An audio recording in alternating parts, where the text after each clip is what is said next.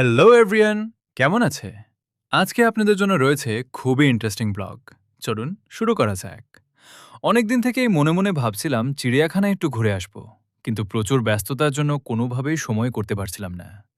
আলহামদুলিল্লাহ, অবশেষে সময় বের করে বেরিয়ে পড়লাম চিড়িয়াখানার পথে। আজ আপনাদের সাথে আমার সাম্প্রতিক একটি দারুণ ভ্রমণের অভিজ্ঞতা শেয়ার করব। গত কয়েকদিন ধরে ভাবছিলাম যান্ত্রিক জীবনের ব্যস্ততা থেকে একটু ছুটি নিয়ে কোথাও ঘুরে আসা যাক। তাই হুট করেই প্ল্যান করে ফেললাম ঢাকার মিরপুর চিড়িয়াখানা বা জাতীয় চিড়িয়াখানা ঘুরে আসার। আমাদের এই ভ্রমণের সবচেয়ে চমৎকার অংশটি শুরু হয়েছিল যাত্রাপথেই। ঢাকার চিরচেনা ট্রাফিক জ্যাম এড়াতে আমরা বেছে নিলাম আমাদের গর্ব, মেট্রো রেল। স্টেশনে এসে যখন আধুনিক শীতাতপ নিয়ন্ত্রিত ট্রেনে উঠলাম, মনে হলো যেন নিমেষেই কোনো উন্নত দেশে চলে এসেছি। জ্যামের কোনো চিন্তা নেই, সিগন্যালে আটকে থাকার তাড়া নেই। চোখের পলকে আমরা পৌঁছে গেলাম মিরপুরের কাছাকাছি স্টেশনে। সেখান থেকে সামান্য পথ পেরিয়েই আমরা পৌঁছে গেলাম আমাদের আসল গন্তব্য, মিরপুর চিড়িয়াখানার প্রধান ফটকে।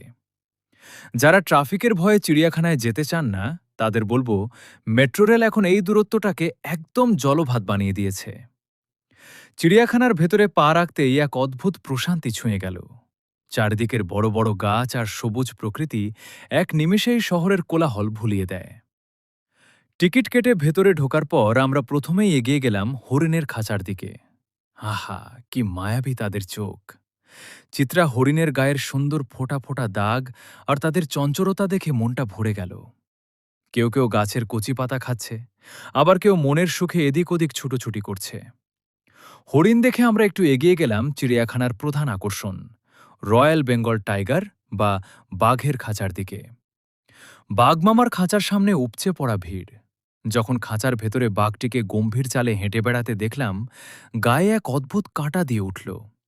বনের রাজার সেই রাজকীয় হাঁটা আর গম্ভীর রূপ সত্যি সামনাসামনি না দেখলে বিশ্বাস করা যায় না। এরপর একে একে দেখা হলো বিশালদেহী হাতি এবং প্রাগৈতিহাসিক পশুর মতো দেখতে গন্ডার। হাতিটি যখন তার সুর নাড়িয়ে সালাম দিচ্ছিল, তখন ছোট বড় সবাই আনন্দে হাততালি দিয়ে উঠছিল। চিড়িয়াখানার আরেকটি দারুণ আকর্ষণ ছিল এর অ্যাকোয়ারিয়াম। সেখানে প্রবেশ করতেই যেন এক রূপকথার পানির নিচের জগতে হারিয়ে গেলাম।